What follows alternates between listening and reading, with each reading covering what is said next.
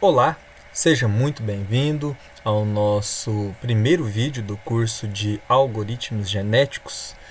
E nesse vídeo nós vamos falar um pouco da motivação, de onde que surgiu, o porquê algoritmos genéticos, antecipando o que veremos pela frente, e fazendo um resumo. São algoritmos que são inspirados na genética biológica para encontrar a solução de problemas de otimização. E aqui a gente vai fazer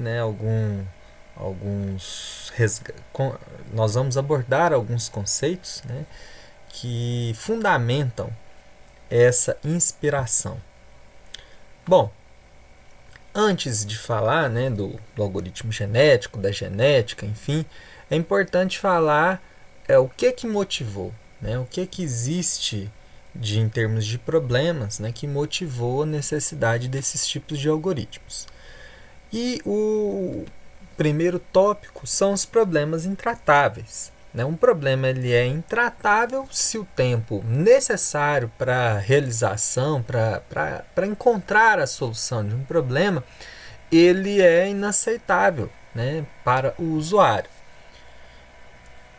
Um problema ele é tratável se a solução pode ser obtida num tempo aceitável para quem está precisando da solução desse problema. Tá? Então, quando ele é tratável, ele tem um tempo de execução que pode ser mensurado por um modelo polinomial. Se ele é intratável, então o limite ele é exponencial, limite de tempo. Tá? Esses conceitos, essas questões, elas são estudadas em curso de complexidade de algoritmos, com mais detalhe. Nesses casos, o tempo de execução desses problemas intratáveis, ele segue um modelo de 2 elevado a n ou de n fatorial, em que esse n é a quantidade de variáveis ou de entradas do problema. Nós temos aqui uma tabela que ilustra esse tempo de execução, o número de operações, vamos assim dizer, onde aqui na primeira coluna nós temos o número de entradas de um problema. Nas duas primeiras colunas nós temos o número de operações de modelos polinomiais, n² e n ao cubo. E nas duas últimas colunas, nós temos aqui o tempo, o número de operações exponencial e fatorial, 2 elevado a n e n fatorial. O que nós observamos é que para poucas entradas, os tempos não têm diferenças muito significativas. No entanto, à medida que a quantidade de entradas vai aumentando, essas diferenças vão ficando absurdas.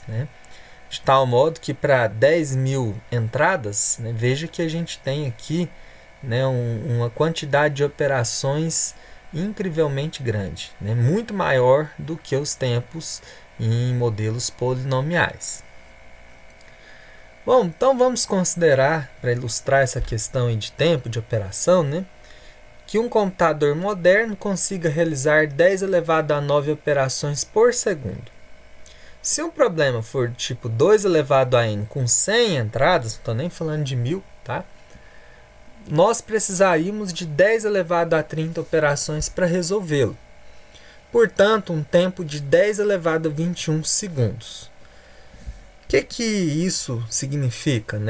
Significa que se o dia tem 10 elevado a 5 segundos, o tempo para resolver um problema desses, sendo convertido para dias, seria 10 elevado a 16 dias, o que equivale a 10 elevado a 13 anos.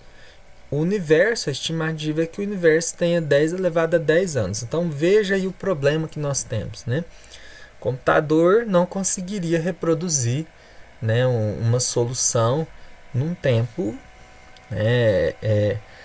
nem de longe próximo da durabilidade da própria máquina.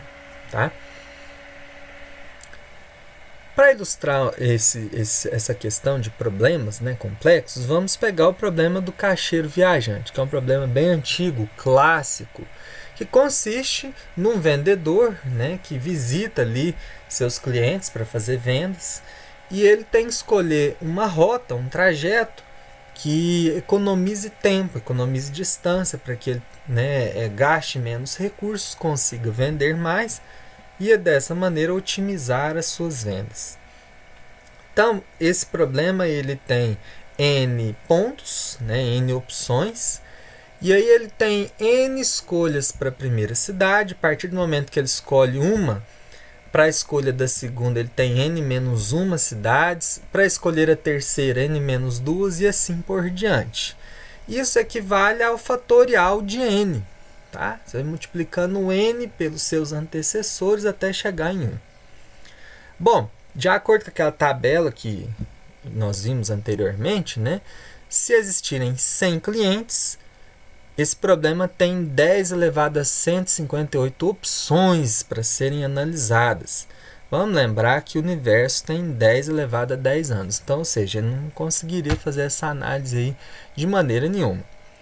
Embora, né, nos dias atuais a gente não tenha mais a figura do caixeiro viajante, esse problema ele é muito semelhante a outras aplicações, como por exemplo roteamento de empresas de logística, de pacotes na internet, enfim.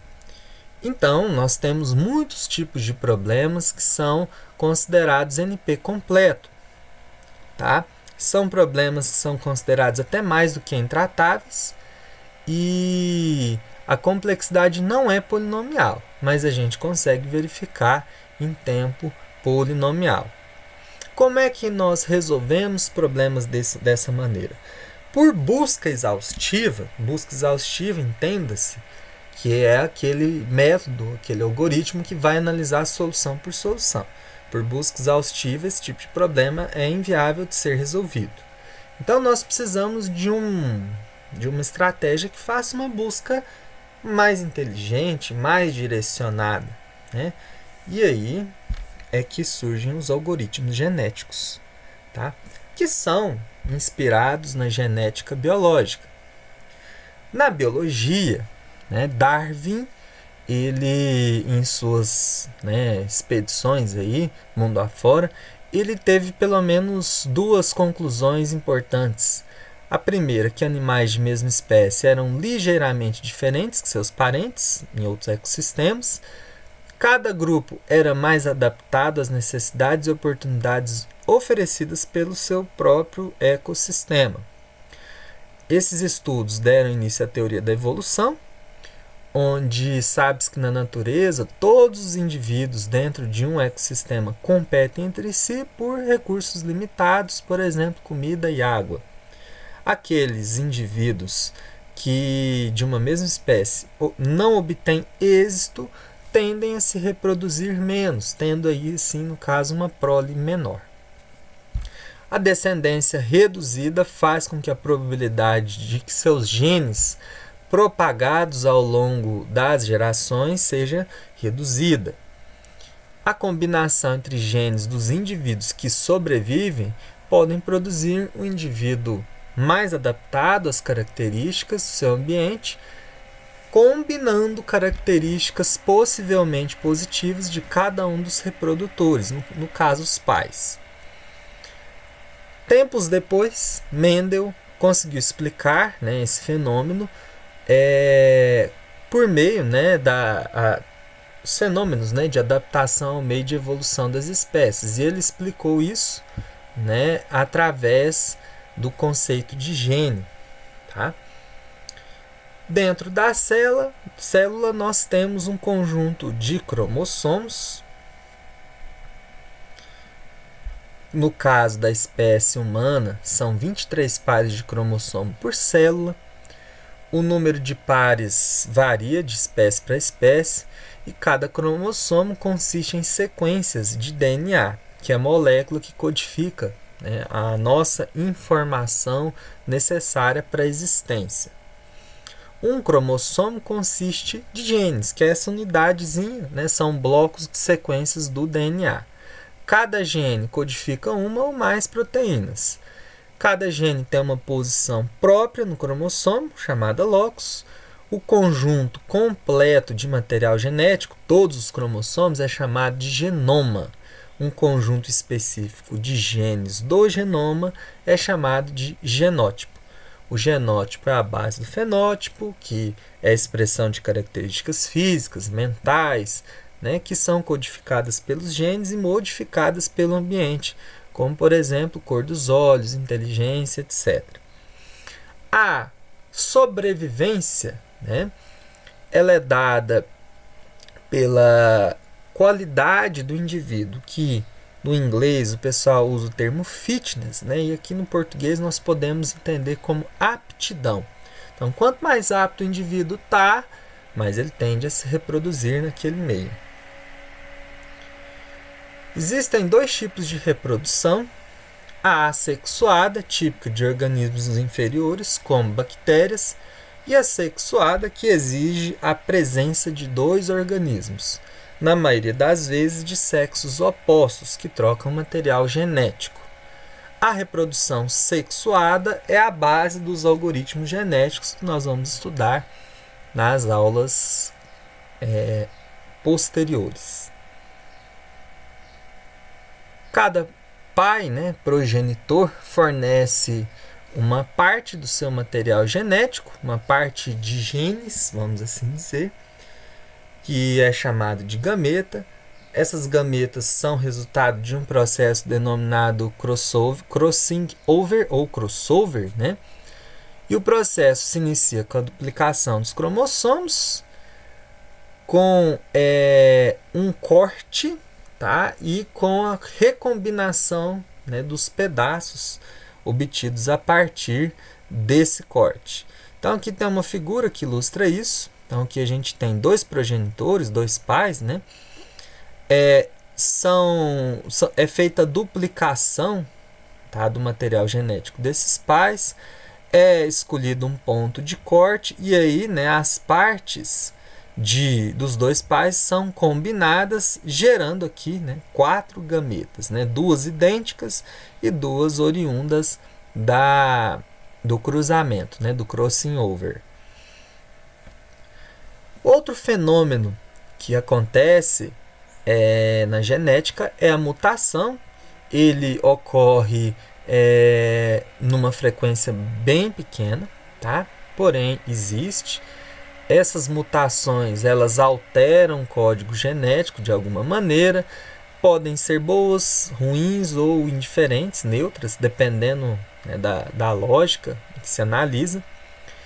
E existem na biologia alguns fatores, né, que ocasionam radiação ultravioleta, por exemplo, né, ou outros fatores externos. As espécies possuem mecanismos que, em geral, tentam evitar essa mutação, tá? E fazem com que ela seja bem pequena. A probabilidade de replicação do DNA sem correção é de 1 erro a cada 10 elevado a 7 nucleotídeos, tá? E a probabilidade com correção, né, que são esses mecanismos, né, é de 1 erro a cada 10 elevado a 9 nucleotídeos. Resumindo, então, na biologia, indivíduos com melhor adequação do seu fenótipo ao meio ambiente, né, que tem melhor fitness ou melhor aptidão, tendência a reproduzir mais. Ao reproduzirem mais, tem mais chances de passar seus genes para as próximas gerações. Entretanto, graças aos operadores genéticos de recombinação e mutação, os cromossomos dos filhos não são exatamente iguais aos dos pais. Assim, eles podem evoluir e se adaptar cada vez mais ao meio ambiente que os cerca. O que a biologia tem a ver, então, com problemas NP completos? Bem, essa resposta vai vir na nossa próxima aula. Espero que você tenha gostado desse início. Desejo bons estudos e até mais.